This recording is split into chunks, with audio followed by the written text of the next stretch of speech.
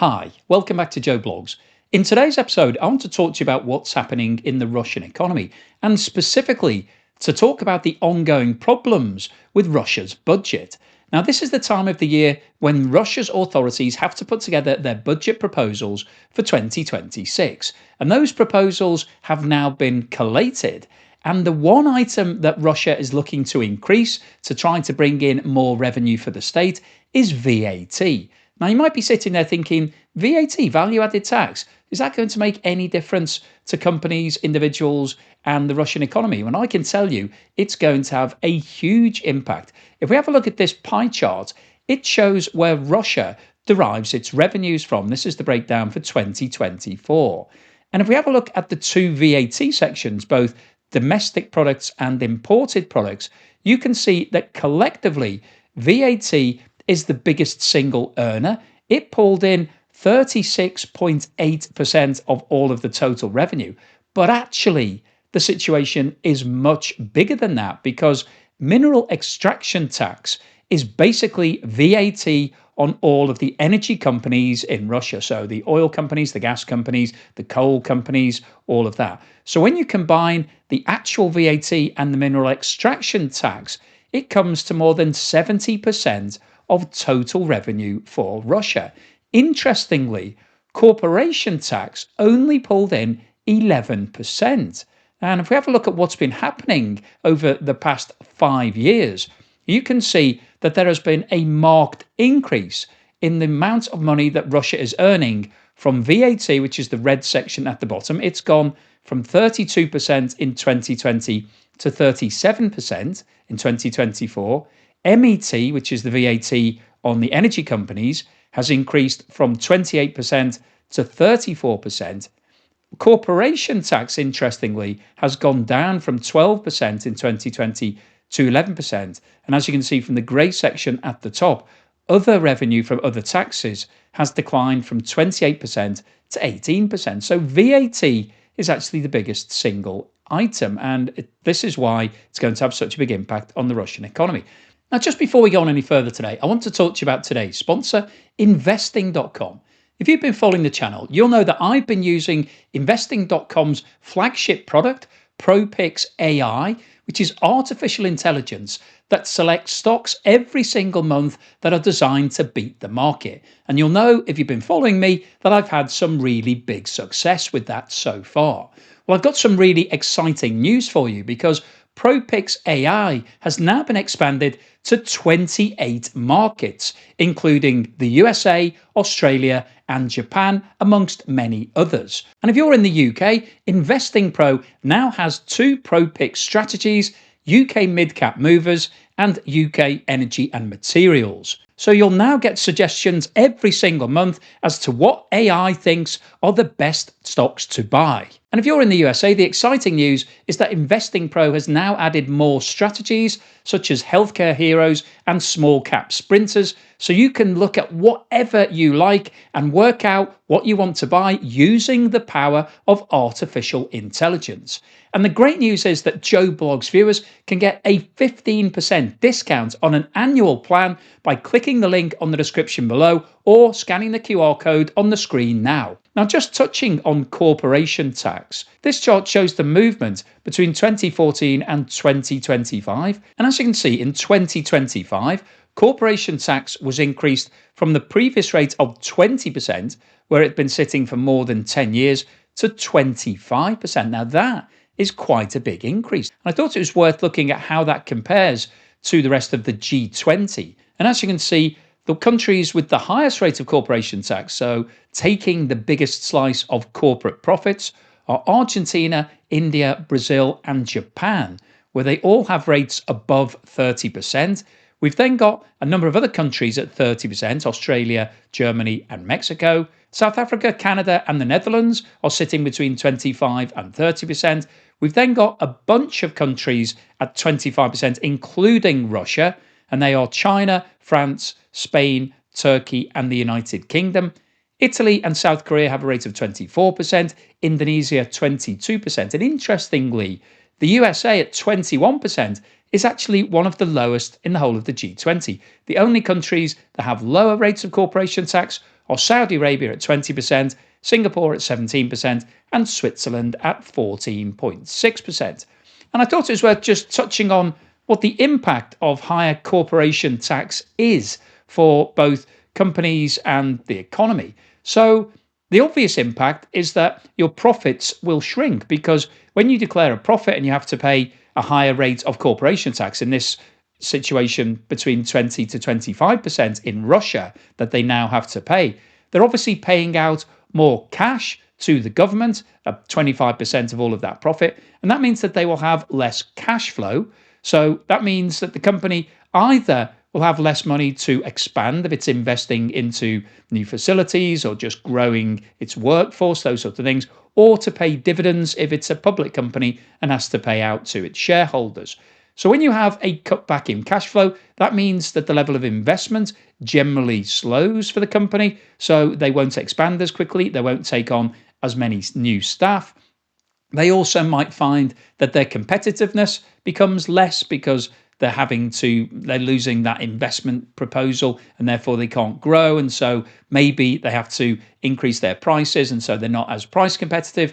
Foreign investors may also reconsider investing into those companies because they're not growing as rapidly because the government is taking a bigger slice of the profits. And all of this means that it could be a drag on the economy because when you increase corporation tax and all of the companies in your economy are suffering from this simultaneously, then they won't grow as rapidly. And so it can have a direct impact on GDP. So that's what's been happening in Russia since the start of 2025. All these companies are now facing a 25% corporation tax hit. And what Russia is now looking to do is to double down on this by increasing VAT. Now, I know not every country in the world has VAT. Probably the biggest example is the USA, and we'll go on to talk about that in just a moment. So I thought it was worth just touching on what VAT is and who's paying it. So VAT, unlike other sales taxes, is collected at every single stage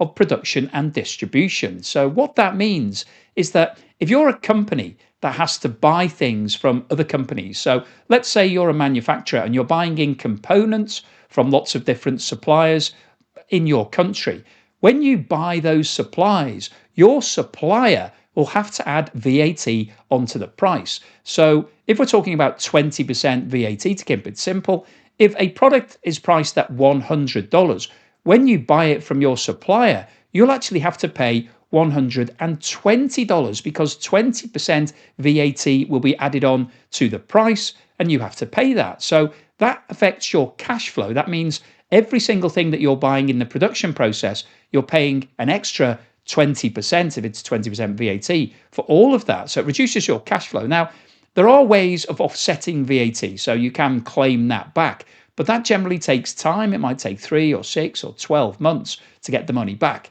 So that's a problem in terms of cash flow. And of course, the other issue is that VAT increases the final sales price. If you've got a 20% VAT rate, then all prices will be 20% higher than they would be if you didn't have VAT. So that impacts on inflation. It pushes prices up and therefore reduces the spending power for individuals. So VAT has a big impact on the amount of cash that people and companies have. This chart shows the actual level of VAT in Russia between 2014 and 2025.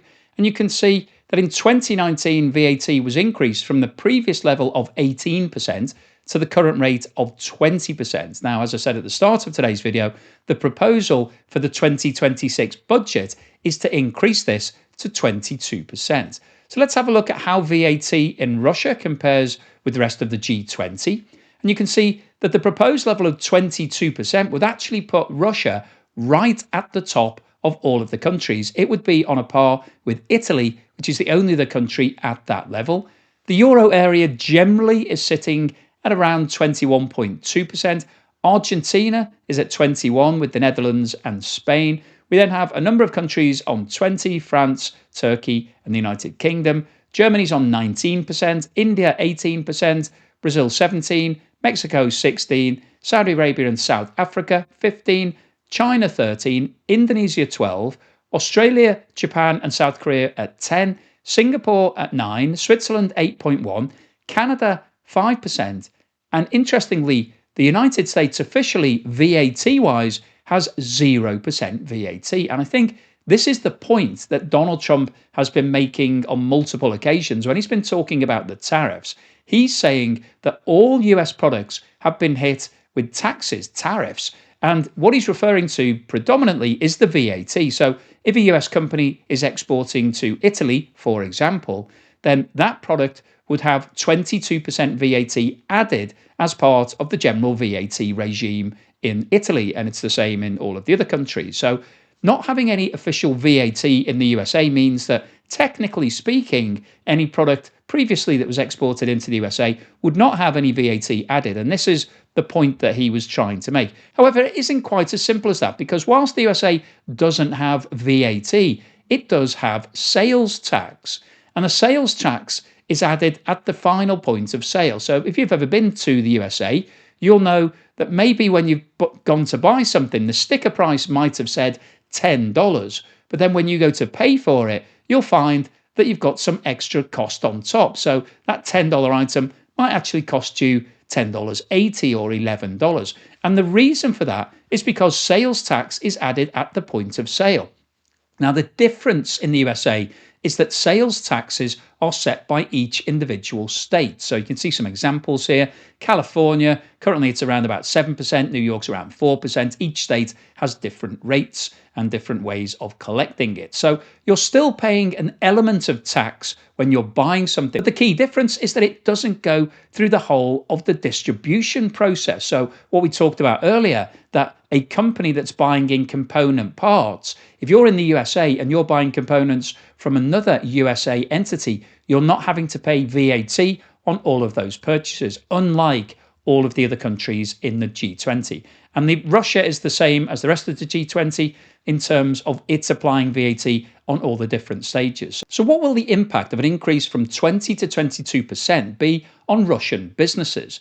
Well, in terms of pricing, it's going to increase their costs because, as we've discussed, it means that anything that you're buying in as part of your purchasing processes will cost more, and also your prices will also go up when you're selling them into the market. So that potentially could have an impact on your sales, because if you're seeing everything becoming more expensive, then consumers might decide that they don't want to buy as much of it. So that potentially has downside on both sides of the equation there.